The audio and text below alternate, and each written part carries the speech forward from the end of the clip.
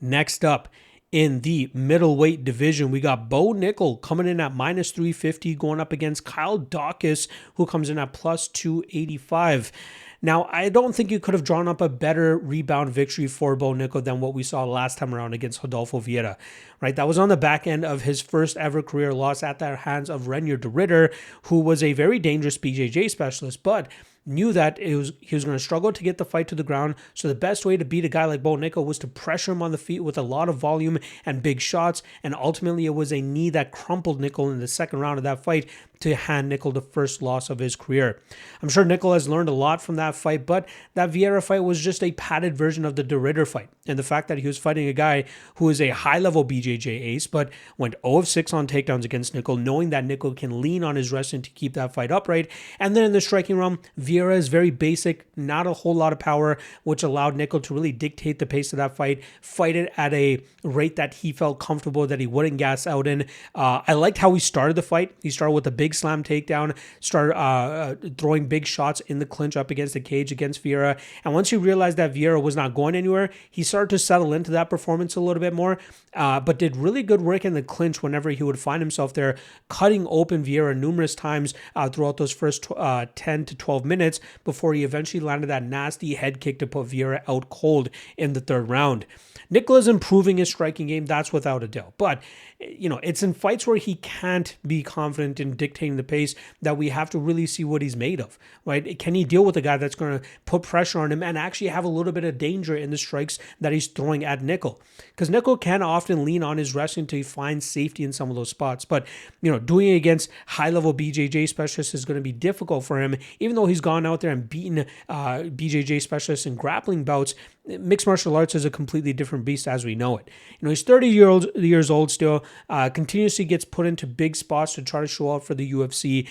We saw him inevitably eat that first defeat as we knew he was going to, but now it's about how he can start building this momentum back up and showcase that he is worth the type of investment that the UFC seems to have in him. So again, high-level wrestling, great control, good cardio when he can actually dictate the pace of fights, and then obviously an improving striking game like we saw last time out. Now, this weekend, he goes up against the Darce Knight, Kyle Daukaus, who has stormed back with 2 straight wins since returning to the UFC. Now, he got cut in the UFC from the UFC back in 2022 after a ground and pound loss at the hands of Eric Anders. But he went back to CFFC, which was the first promotion that he started with before coming to the UFC, won their title, defended it a few times, and then eventually got a short notice call back to the UFC when he took on Michel Pereira. I believe that fight was back in August, and that was a fight where, Pereira started off with a good combination, but Daukaus ended up landing a big overhand right that wobbled Pereira, and then we saw Daukaus go out there and get the TKO finish within 43 seconds to, make his statement in his UFC return. Then he got a little bit of a layup against Gerald Mearshart back in November where he hurt Mearshart right away and then slapped on his patented Darce choke, which was the 8th Darce choke finish in 12 submission victories that he's been able to secure throughout his 20-fight pro MMA career. He's long, lanky, 6'3", 76-inch reach for the middleweight division, and obviously that helps him set up those front chokes whenever he's able to see the openings for it.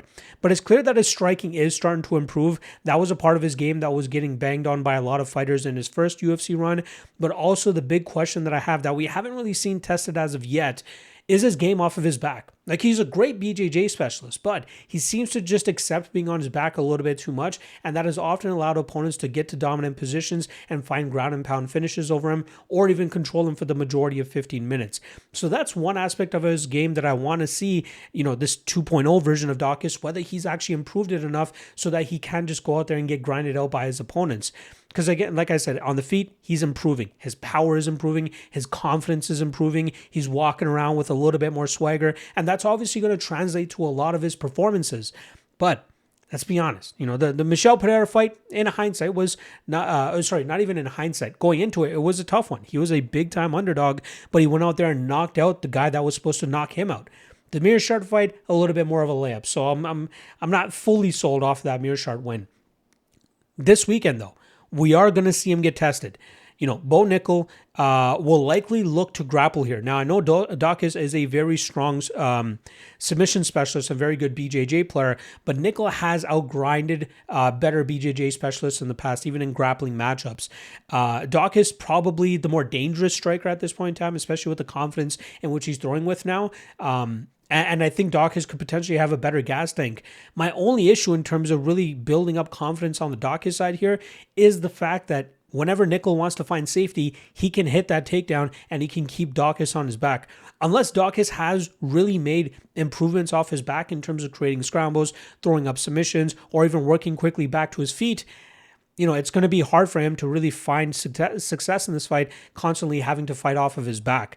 So I'm still a little bit skeptical about Nickal at minus 350.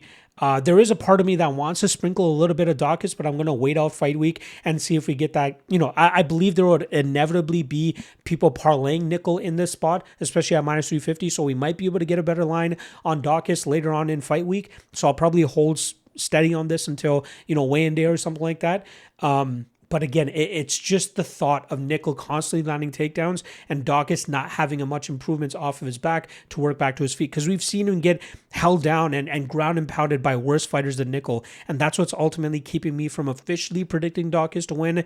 Again, he has my eye in terms of probably one of the better underdogs on the card. On a card that seems to be largely one-sided for the favorites. So official prediction will be Nickal. I'm going to go Nickal by decision. I'll see what that prop ends up looking like. If I shoot on Nickal at all, maybe that would be the way. But don't be surprised if I end up having a little play on Daukaus, hoping that he can actually improve his work off his back and get back to his feet and push a pressure that will keep Nickal very, very uncomfortable. But at the end of the day, I'm going to go Nickal and Nickal by decision.